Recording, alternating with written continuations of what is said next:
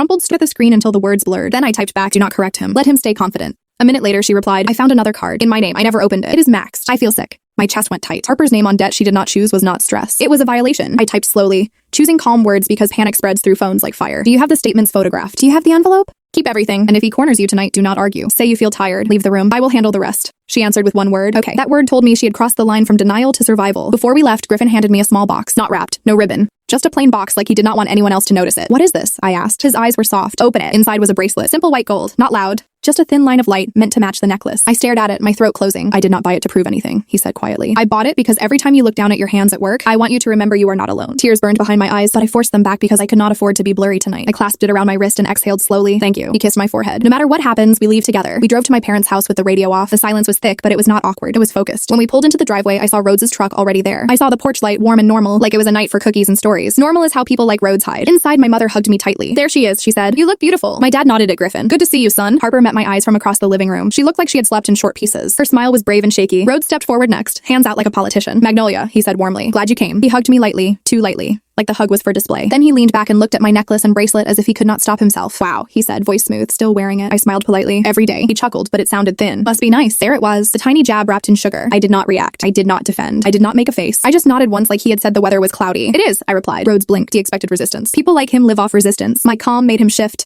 like the ground under him had changed. Dinner began like any other family dinner. My mom brought out food. My dad asked about work. Griffin kept his tone friendly and short. Harper picked at her plate, eyes darting toward Rhodes whenever he laughed. Rhodes told a story about his job, exaggerating his importance, letting his voice rise just enough to fill the room. He kept glancing at Griffin like he wanted Griffin to compete. Griffin did not. And that, I could tell, irritated Rhodes more than any argument. Halfway through dinner, Rhodes lifted his glass and said, "I just want to say something." My mother smiled, already emotional. "Oh goodness." Rhodes looked straight at me. "I know there was some tension after Thanksgiving," he said, voice carefully humble, "and I may have been harsh, but I think we all want the same thing. Family unity. Let's say pressure." Harper froze. My dad frowned slightly. "Pressure?" Rhodes sighed, acting burdened. "Just the pressure of keeping up with appearances. Sometimes people forget not everyone can afford luxury gifts. It can create expectations even unintentionally." My mother's smile faded. She looked at me confused. "What is he talking about?" Rhodes held up both hands. "I am not blaming anyone. I am just saying we should be mindful. Some folks in this family work hard but cannot throw money around." He had done it. He had taken his midnight text and tried to turn it into a moral lecture in front of my parents, so he could look like the responsible one and make me look selfish without directly attacking me. My heart hammered, but my face stayed calm. I set my fork down gently and nodded. "You are right," I said. Rhodes's eyes widened a fraction. He was not expecting agreement. My mother looked relieved. "See," she said. "That is nice. We can all be mindful."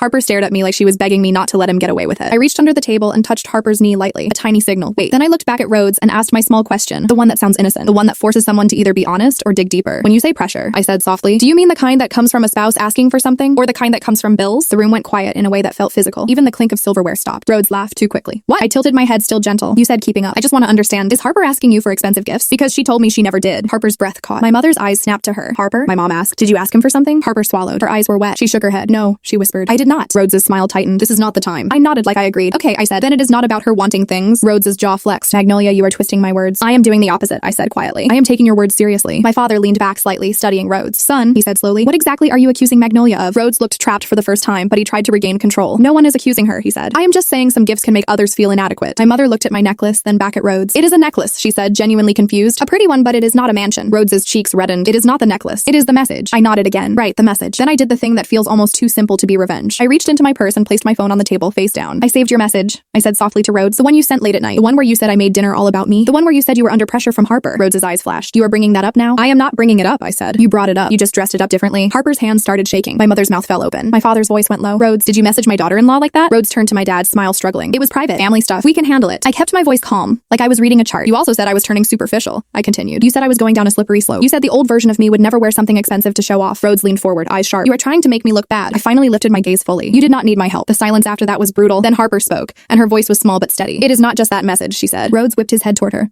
"Stop." Harper flinched, but she kept going. "I found letters, past due notices, cards I did not know existed. One in my name." My mother pressed a hand to her mouth. "What?" Rhodes stood up fast, chair scraping. "We are not doing this." My father stood too, slower, heavier. "Sit down," he said. Rhodes froze. My father did not yell. He did not need to. His tone was the kind that turns men into boys. Rhodes sat, breathing hard. My mother looked at Harper with tears. "Honey, why did you not tell us?" Harper's eyes filled. "Because he told me not to worry," she said. "He told me I was negative. And then he blamed Magnolia for making him feel inadequate. And I realized he needed a villain so I would not look too closely." Rhodes's face twisted. "That is not fair." I spoke softly, almost kindly. "Then show them," I said. "Show them the truth. Right now. Open your accounts. Show my parents. Show Harper." Rhodes stared at me. His confidence drained like water down a sink. "I cannot," he muttered. My father's voice went colder. "Why not?" Rhodes's lips moved, but no sound came out. And in that moment, the mystery from the first night, the warm receipt, The way he snatched it finally had its answer. He was not humiliated by my necklace. He was terrified of being exposed. My mother started crying quietly. Harper's shoulders shook. Griffin reached for my hand under the table, squeezing once. Rhodes looked around like an animal searching for an exit. I was going to fix it, he said finally. I had a plan. Harper let out a broken laugh, a plan that used my name. Rhodes's voice got defensive. It was temporary. I was going to pay it back. It was just to cover a gap. My father held up a hand. Enough, he said. You will not explain your way out of this with pretty words. Rhodes's eyes flicked toward my phone on the table. You have no right. I tilted my head. I did not hack you, I said softly. I did not dig through your drawers. I only saved what you chose to send me. That was the cleanest part of it. The proof line, paper, history, his own words. My mother turned to Harper. You are coming home with us tonight, she said. Rhodes snapped. No, she is not. My father stepped toward him, and Rhodes went still. Yes, my father said quietly. She is. Harper stood up slowly. She looked at Rhodes, and her face changed. Not angry. Clear. I am done living in the dark, she said. Rhodes's voice shook. Harper, please, do not do this to me. Harper wiped her tears and said something that landed like a final nail. You did this to you? We left after that. No screaming. No thrown plates. Just movement. Harper grabbed a small bag my mother handed her. My father walked her to the car like he was escorting someone out of a burning building. Rhodes stood in the doorway, face pale, watching his control collapse. On the drive home, Griffin kept one hand on the wheel and one hand on my knee. Harper rode with my parents in their car. The neighborhood lights blurred past like a quiet movie. When we got home, Griffin shut the door and leaned his forehead against mine. You were incredible, he whispered. I exhaled shakily. I was scared. I know, he said. You did it anyway. Later that night, I got a message request on my phone from the same unfamiliar account that had contacted Griffin. This time it was not polite. It was angry. It called me manipulative. It said I was ruining a family. It threatened to tell people at my hospital that I was unstable. I stared at it for a long time, then calmly took a screenshot, saved it, and sent it to Harper and my father. Then I blocked the account. 2 days later, Harper texted me from my parents' house. They found more. A loan, more cards. He used my information. Dad is helping me file everything. Thank you for not letting me doubt myself. I stared at that message until my eyes burned. Then I looked down at the necklace and bracelet,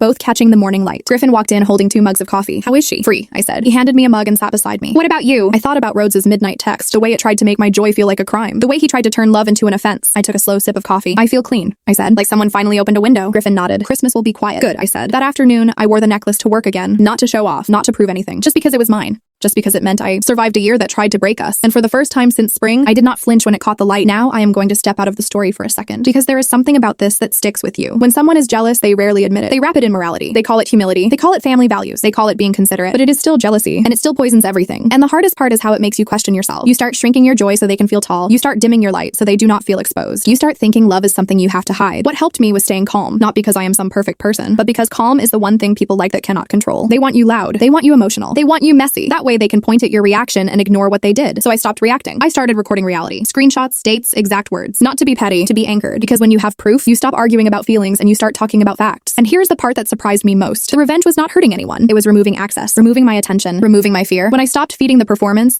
collapsed on its own. Some people do not hate your success. They hate what it forces them to see in themselves. And I am done apologizing for being loved out loud. Or a receipt inside that little velvet jewelry box was still warm from my fingers when my brother-in-law snatched it off the kitchen counter, read the price under his breath, and I just stood there silently like my throat had locked up. I did not stop him. I did not reach for it. I did not even blink. I only watched his face change and wondered why a grown man looked like he had just been caught doing something illegal. My name is Magnolia. I am 31 years old and I work in a hospital as a respiratory therapist. People think anger always looks loud, like slammed doors and raised voices and someone storming out into the cold. But the most dangerous anger I have ever felt was quiet. It was the kind that sits behind your teeth while you smile. It was the kind that makes you start noticing details, timestamps, word choices, the exact order of what happened. The kind that makes you save screenshots without even thinking about it. This started months earlier, back when life still felt normal. It was early spring when my husband Griffin walked through the front door with his laptop, bag hanging open and his eyes too bright. He set the bag down carefully like it might explode and said, "Babe, sit down." I sat. My stomach knew before my brain did. They did layoffs, he said. And the words came out strange, like they belonged to someone else. A big chunk of the team. They cut me. For a second, I heard the refrigerator hum louder than anything in the world. Then he kept talking fast, like he could outrun the fear if he spoke quickly enough. It is not performance. My manager said I was solid. It is just the company is bleeding. They cut whole departments. I looked at him and saw a man trying not to panic in front of me, trying to be the kind of husband who does not collapse. I stood up, walked to him, and held his face in my hands. "We will be okay," I said. I made my voice steady. I made it sound like a fact. That night, I opened my scheduling app and picked up extra shifts. I did not sigh. I did not make a speech about sacrifice. I just did it. 12 hours turned into more. Days off turned into work days. I learned how to nap sitting upright, how to drink lukewarm coffee without making a face, how to smile at patients while my own life felt like it was wobbling. Griffin became a machine. He applied to everything. He tailored resumes. He practiced interview answers in the shower. He watched videos about salary negotiation like it was a new religion. Some days he came out of our home office excited,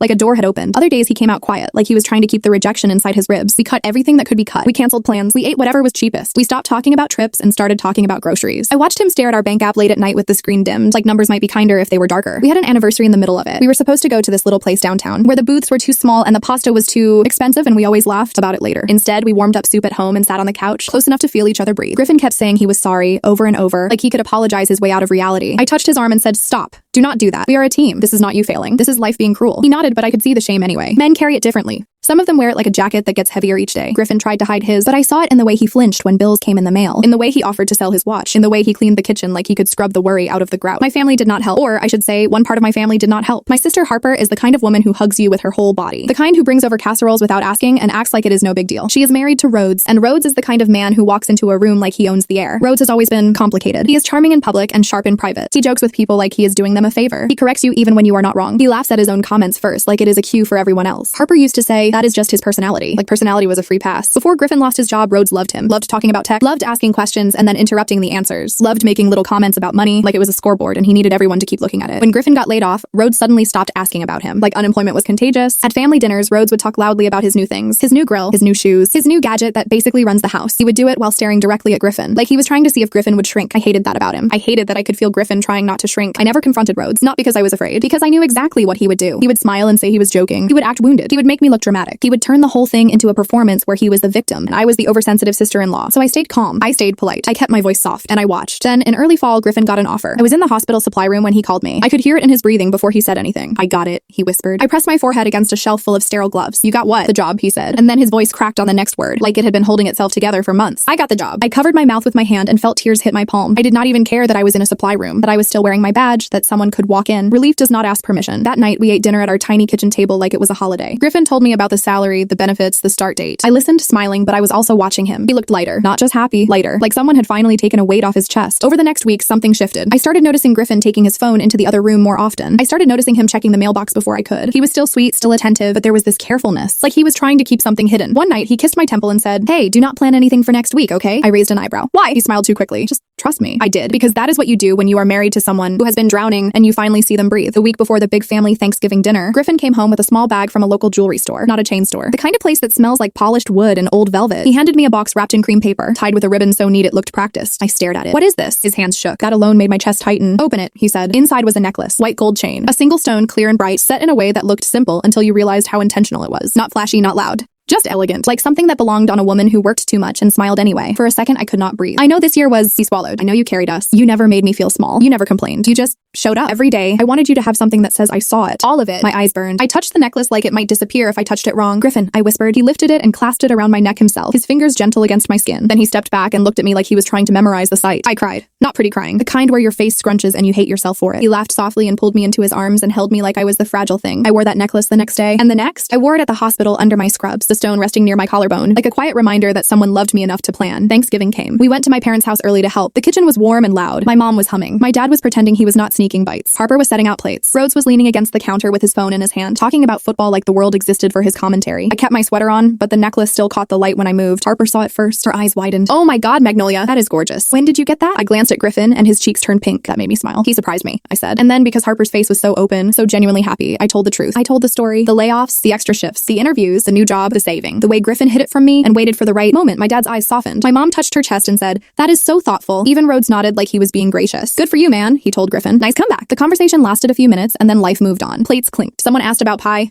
Someone argued about the game. I thought for once, maybe it would be peaceful. Dinner was good. We laughed. We helped clean. I washed dishes while Harper dried them, and she kept glancing at the necklace and smiling at me like she was proud of my happiness. It felt warm. It felt safe. 2 nights later, at almost midnight, my phone buzzed. A text from Rhodes. I was in bed half asleep when I saw his name. My first thought was that something had happened to my parents. I opened it. The message was long. The kind of long that makes your stomach sink before you finish reading. He said it was selfish. He said it was showy. He said I embarrassed him at dinner. He said Harper was now getting ideas, and he was under pressure, and it was my fault for setting expectations that other people could not meet. He said I should have more awareness of how my financial choices affected the family. My skin went cold. I read it again and again, like maybe the words would change if I stared hard enough. Then I looked at Griffin sleeping beside me. His face was peaceful in a way it had not been for months, and I felt something break inside my chest, sharp and quiet. I did not wake him, not yet. I did not respond to Rhodes. I took a screenshot, then another, just in case. Then I set my phone down and lay there in the dark, listening to Griffin breathe, thinking about how Rhodes had taken one beautiful moment and turned it into a threat. In the morning, I showed Griffin the messages. His face changed. First confusion, then disbelief. An anger so contained, it looked like restraint. "That is insane," he said quietly. I could feel my own heartbeat in my ears. "He thinks your gift was an attack." Griffin sat on the edge of the bed, elbows on his knees, staring at the floor. "I do not care what he thinks," he said, and his voice went rough. "But I hate that he made you feel like you did something wrong. You did nothing wrong." I nodded. I kept my expression calm. But inside, shame started spreading like ink. Not shame that I wore the necklace. Shame that I let Rhodes's words get into my head at all. Shame that part of me wanted to hide the necklace now, like I had stolen something. I went to work and tried to push it away, but all day between patients, I kept hearing his phrases. Showy, selfish, expectations. That night, Harper called me. Her voice was shaky. "Magnolia, I am so sorry. Rhodes told me he texted you." I did not know he was going to say that. I swear to God I never asked him for anything. I was happy for you. "I know," I said, and I did know. Harper's happiness had been real. She exhaled hard. He is acting like you humiliated him. He keeps saying he cannot keep up, like it is a competition. I stared at my kitchen wall. He made it one. My stomach turned, not because I was scared of Rhodes, but because I knew what it felt like to live with a man who could sound reasonable while he was quietly rewriting reality. Rhodes did not just get angry. He curated anger. He staged it. He chose late hours, private spaces, and words that made you question yourself afterward. Griffin came into the kitchen and leaned against the doorway. He had been pretending to tidy up, but I could tell he was listening. His jaw was tight. "You okay?" he asked. I stared at the little diamond resting against my skin and felt the familiar itch of self-doubt, like a bad sweater you cannot stop scratching. I said, until he tried to make me feel guilty for being loved. Griffin walked over and cupped the back of my neck gently. "You are not taking that necklace off." The way he said it was not a command. It was a promise. Like he would hold that line for me if my own courage got tired. I nodded. I took a deep breath, then another, and I did what I always do when my feelings get too loud. I turned them into something useful. I opened a note on my phone and wrote down everything I could remember. The time the text came in, the exact phrases Rhodes used, the way he framed it as family harmony when it was really his insecurity trying to dress itself up as morality. Then I saved the screenshots in 2 places. Griffin watched me. "You are collecting evidence." "I am collecting clarity," I said. He smiled, but it did not reach his eyes. "I hate that you have to do that." "So do I said. "But I would rather feel a little cold now than be blindsided later." The next day at the hospital, I kept catching myself touching the necklace like it was a pulse check. I went from room to room, listened to lungs, adjusted settings, coached patients through panic. I was good at my job because I could stay calm while other people were falling apart. The problem was that I could do that in my personal life too. Sometimes I stayed calm so long that I did not notice I was bleeding. On my break, Harper called again. "Can we talk in person?" she asked. Her voice sounded thin, like she had been holding her breath since the night before. "Yes," I said. "Where?" "Somewhere Rhodes will not show up," she replied, and the bitterness in her voice shocked me. "We met at a small coffee shop near my hospital, the kind of place where the chairs are uncomfortable, but the smell of cinnamon makes you forgive it." Harper arrived wearing sunglasses even though the day was gray. When she slid into the booth across from me, her hands were trembling around her cup. "I read his message like 10 times, she whispered. And I kept thinking, this is not the man I married. I did not argue. I did not defend her. I just looked at her and let her have the truth of that sentence. My throat tightened. "Thank you." Harper swallowed hard. But then he said something else. He said he saw the receipt. The room seemed to tilt slightly. I kept my face smooth. "What receipt?" "The jewelry receipt," she said. "He said he saw it on your counter when we visited a few weeks ago. He said he could not sleep because he kept thinking about the number." I felt heat rise in my chest. So that was it. The velvet box. The warm paper. The way he grabbed it like it belonged to him. The hook I had tried not to think about. Why would Rhodes do that in the first place unless he was already primed? Already hunting for something to be angry about? I kept my voice quiet. He was in our house. Harper nodded miserably. He said it was just sitting there. That he did not mean to look, but once he did, he could not unsee it. I stared at my coffee and felt a slow, cold clarity settle into my bones. Rhodes did not accidentally humiliate himself. He created his own humiliation by crossing a boundary that was not his. He touched something private, then blamed me for the feelings it gave him. Harper wiped her eyes with the back of her hand. "Magnolia, why is he acting like this? He has always been a little competitive, but this is different." I leaned forward slightly. "You asked me last night why I asked about money. I'm going to ask you one question, and you do not have to answer it out loud if you are not ready." Her shoulders tensed. "Has Rhodes been borrowing?" I said, choosing my words carefully. "Or promising things he cannot afford?" Harper's lips parted, then closed. Her eyes flicked away from mine. That was the answer. My stomach sank anyway. She whispered, "He told me he had a plan. He said it was temporary. He said he was investing in something that would pay off." My mind started lining up little memories like pieces of glass. Rhodes talking about a big opportunity. Rhodes insisting they host a barbecue even when Harper looked nervous about the grocery list. Rhodes showing up in new clothes with tags removed too cleanly. Rhodes checking the mail. Rhodes sleeping with his phone under his pillow. Harper's voice cracked. "He told me not to worry. He told me I was being negative." I took a slow breath through my nose. "Do you know what the plan is?" She shook her head, then nodded, then shook it again. "He said it was a side project. He said he was talking to someone. He said he would handle it." There was my second twist. Rhodes was not just insecure. He was cornered. And cornered men do not want solutions. They want scapegoats. Harper leaned closer, voice dropping. "And now he is acting like the necklace is proof that the world is against him. Like if you had not bought it, he would not have to face whatever he is hiding." I did not say that is exactly what it is. I did not push her into panic. I kept my tone gentle. "Do you have access to your bank accounts?" I asked. Harper looked embarrassed. "We have a shared one, but he has another. He says it is for taxes and work reimbursements." My stomach turned again. "Do you know the password?" She hesitated. He changed it. I nodded slowly. "Okay, that one word mattered. Okay, not an argument, not a lecture, just a calm landing pad." Harper needed to feel like she could step onto solid ground. I reached into my bag and slid my phone across the table. "Here is what I am going to do. I am not going to confront him. I am not going to accuse him, but I am going to give you something you can use." Harper stared at the screen. "I want you to have his exact words," I said. "Not a summary, not your memory of them, the actual message. Because if he can talk like that about me, he can talk like that about you. And you deserve to know what you are living with." Her fingers hovered over the phone like it might bite her. She whispered, "He is going to say you are turning me against him." I met her eyes. "Then do not tell him I gave you anything. Say nothing, watch, listen, check quietly." Harper's breath hitched. "That sounds like spying." "It is not spying," I said softly. "It is protecting yourself with facts." Her shoulders slumped. "I do not want to do this." "I know," I said, "but you are already doing it, Harper. You just do not have information yet." She looked down, then nodded once. We sat in silence for a moment. The coffee shop noise filled the gaps. A blender word. Someone laughed too loudly. Life continued around us like it always does, even when your own life feels like it is cracking. Harper finally said, "Last night, after he sent you that message, he came into our room and said he put you in your place." My fingers went numb. "He said you needed to be humbled," Harper whispered. "He said you were getting too comfortable." I felt my face stay calm, even as something inside me went icy. I pictured Rhodes in the dark, smug and satisfied, like he had just won something. I asked very quietly, "Did he say anything else?" Harper nodded. "He said Griffin thinks he is better than everyone now. He said he is not going to let your marriage make him look weak." There was the third twist, and it landed like a punch. Rhodes was not just jealous of the necklace. He was jealous of what it represented. Griffin had fallen, then stood back up, and Rhodes could not control that narrative. My voice stayed steady, but my heart was pounding. "Harper, I need you to listen to me. If he tries to escalate this, he might not do it in the family group chat. He might do it somewhere you do not see. At Griffin's job, on social media, through mutual friends." Harper looked horrified. "He would not do that." I did not argue with her. I just tilted my head slightly. Would he send that message to me? Her mouth opened, then closed. She stared at the table, and I watched the realization creep across her face like a slow shadow. We left the coffee shop separately. Harper said she needed to think. I told her I was here. I did not hug her. Not because I did not want to, but because I could feel how fragile her boundaries were right now. Sometimes a hug feels like pressure. When I got home, home? Griffin was in the living room, laptop open, staring at something with a look I did not like. What is it? I asked. He turned the screen toward me. A message request on his professional networking profile from a person I did not recognize. The account had a polished photo and a vague job title. The message was short, friendly, and just a little too curious. It asked about Griffin's new role, whether he felt stable after recent changes, and whether he was fully committed long-term. My stomach dropped. Griffin looked up at me. Do you think that is Rhodes? I stared at the message, then at the account name,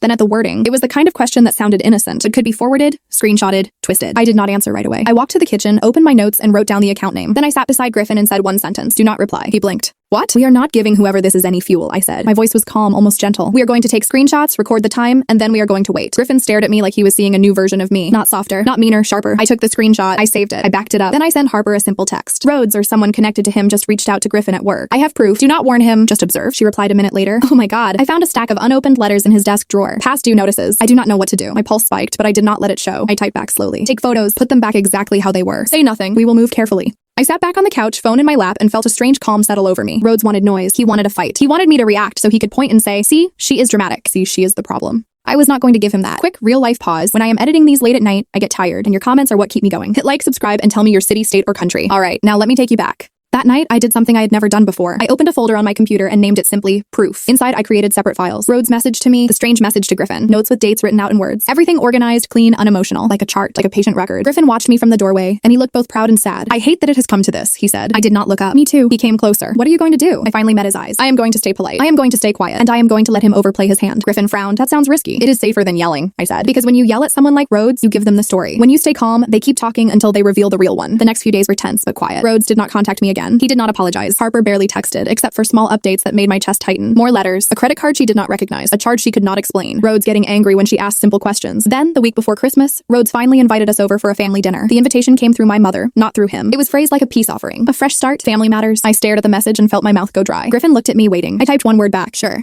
Griffin's eyebrows lifted. Sure? I nodded. Yes, he studied my face. What are you planning? I reached into my purse and pulled out my phone, showing him the folder, the screenshots, the careful notes. I am not planning a fight, I said softly. I am planning a moment where the truth lands in the right place. Griffin looked uneasy. And what is the truth? I slid my phone back into my purse and let my voice drop to a whisper. The truth is that Rhodes did not send me that message because he was embarrassed by a necklace, I said. He sent it because he is drowning, and he thought shaming me would keep Harper from looking too closely at the water. When my mother sent the address and the time for the dinner, my hands stayed steady, but my stomach felt like it was full of ice water. I could picture the table, the candles, my dad trying to keep things light, my mom insisting we all pray before we eat, and Rhodes sitting there with that smooth smile like nothing had happened. I could also picture Harper's face if he decided to punish her for whatever she had found in his desk. Griffin came up behind me and rested his hands on my shoulders. We do not have to go. We do, I said, not to make peace, to end the pattern. He turned me slightly, so I faced him. I do not want you hurt again. I looked up at him and felt the old ache of the last year, the exhaustion, the money stress, the nights when I came home smelling like hospital disinfectant and still had to pretend everything was fine. Then I touched the necklace at my collarbone. I am not walking in there unprotected, I said. I am walking in there prepared. He nodded slowly. Okay, what do you need from me? I felt my throat tighten with gratitude. Silence, I said. Let him talk. The day of the dinner, I got a text from Harper. He thinks you are coming to apologize. He is in a good mood. That scares me. I stared